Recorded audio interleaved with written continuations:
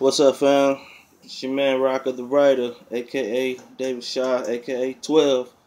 Yeah, I wanted to do another video, man. I really late on this, man. Like, well, 2, 3 days late. I really wanted to do something about the whole Cam Newton celebrating thing. It's not really a big deal about the celebration. Of course, the lady in Tennessee wrote a letter saying that he offended her 9-year-old daughter, which is absolutely ridiculous. I mean, I guess maybe what offended it. I didn't see anything offensive about it. He didn't do any pelvic thrusts or any of that stuff. So, only thing I can see is just that the little girl or her mama was offended because he did it against their team. You know what I mean? So I'm not gonna really address that.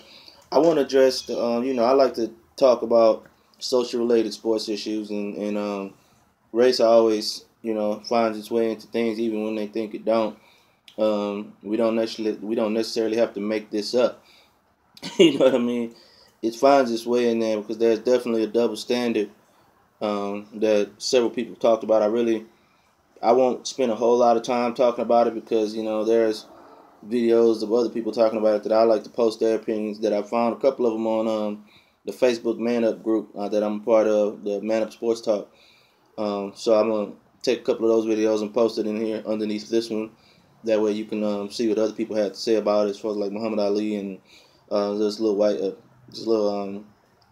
9-year-old white kid, and he was very objective about it. And it was funny, and they might have put him up to it. I don't know, but it was, it's just the way that it played out. I think it'll be a little cool video to check out.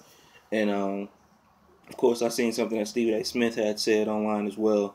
So anyway, my take on it is that I think that white America still carries some of their ancestors' opinions about how people are supposed to act in certain hierarchy. You hear about white privilege all the time. It's a real thing. I mean, like I said, they're not walking around saying, "Well, I'm white, so I should have this kind of privilege or that." That's not it. It's just that the way that they were raised and the way they seen things going down because of the way that the social climate was, they still that's normal, natural life to them. And so, especially somebody, in their late 30s or 40s, then I mean, that they grew up in the 80s or possibly in the late 70s, and if they even older than that, then they still have these certain opinions. And like I said, they don't see it as a racism thing. That's just the way life was to them, and so they don't think they're being racist. But there's a such thing as he's a good Negro. It's that good Negro thing, the one that really keeps his head down and walks a certain way just to fit in line. They don't like. I put it like this: they did not like Jack Johnson. Jack Johnson was just way too arrogant. He'll beat every white fighter they put up against him, and he'll smile and laugh about it. And hold on, close the door. It's my little man. He wants to come out. Anyway, he'll smile, he'll laugh, and it kind of just rub it in their face. And they hated him, and they couldn't wait for somebody to beat him. I'm surprised he didn't get shot at one of those fights. But soon as they found a chance to get him out of there, they got him out of there. When he lost that fight, and everybody believes that he threw the fight, whatever, he messed himself up if he did throw the fight because he never got a shot at the title again. And just period. He didn't get a shot against Jess Willard again. He didn't get a shot against Dempsey. They wouldn't give him a shot again. And it was, my math may be off. I'm not sure, but it may be like 20-something years later that Joe Louis was the next black champ. And he was told, don't be like Jack Johnson. Don't be smiling. Don't be arrogant. Keep your head down and just, be silent. If you're going to be like that, if you're going to be loud and arrogant, do it at home. Don't do it in front of the cameras. If they ask you a question, just answer it. Like Jack Johnson even wanted to work with him, and his handler was like, no, do not let Jack Johnson in here. So it was like Jack Johnson was just too arrogant, of a brother. But, of a brother. And Joe Louis was very solemn, kept his head down. I don't even think that was his natural personality. I think he had a little more liveliness. He's from Alabama. He's a country boy. Country boys got a little more spunk than what Joe Louis was putting out there. I believe, no, excuse me, Joe Louis wasn't from no Alabama. I'm thinking about another fighter. I'm wrong. Joe Louis from Detroit. I'm totally wrong on that. My bad. I'll take that back. Anyway, I know a bunch of cats from Detroit, and they got some spunk. Um, so like I said, it was him walking with his head down and kind of, not him. He wasn't a depressed person. He just that's what they told him to do because they didn't want that Jack Johnson type Negro that smiled and put it in their face that, hey, yeah, I'm black, but I'm better than you. They didn't like that, and so, but they applauded Babe Ruth, who was very arrogant and boisterous. He's the best thing ever happened to American sports. Babe Ruth got applauded all the time.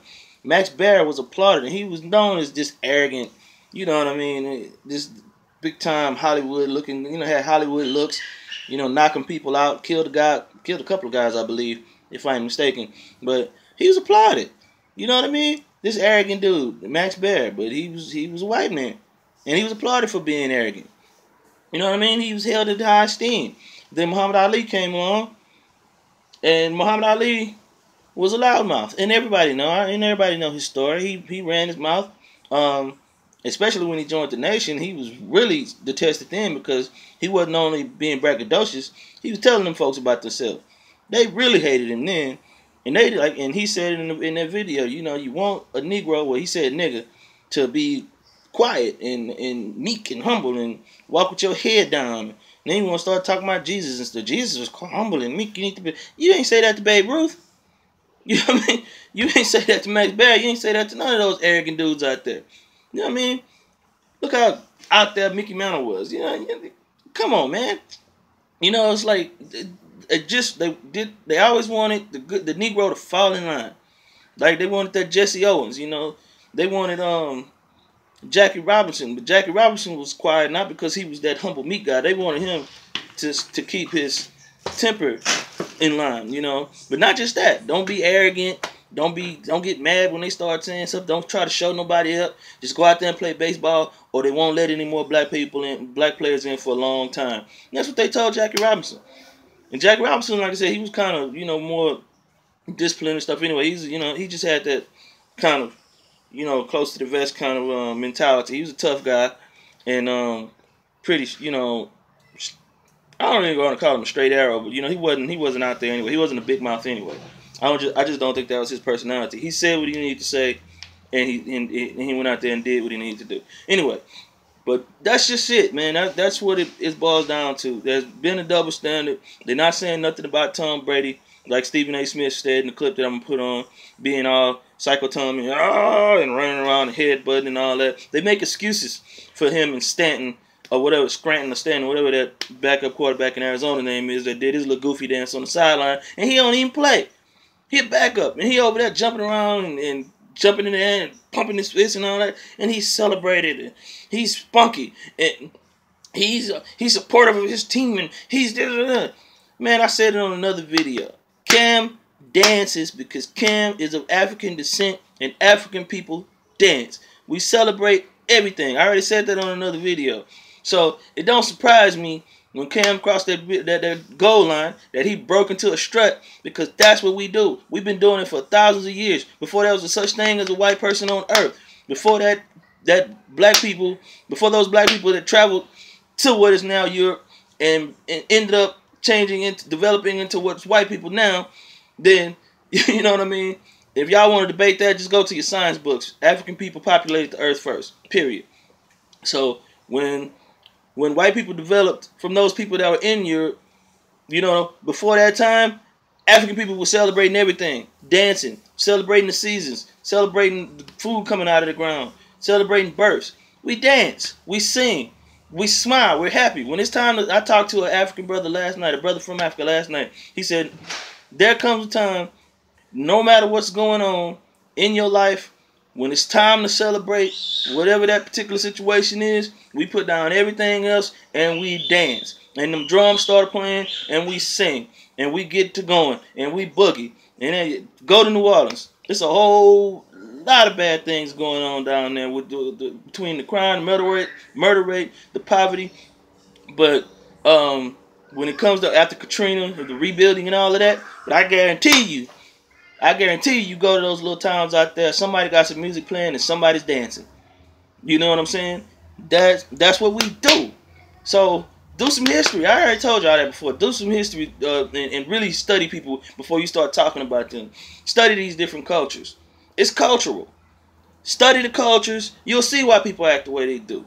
It don't matter how long. We only been in America 400 years. You know what I'm saying?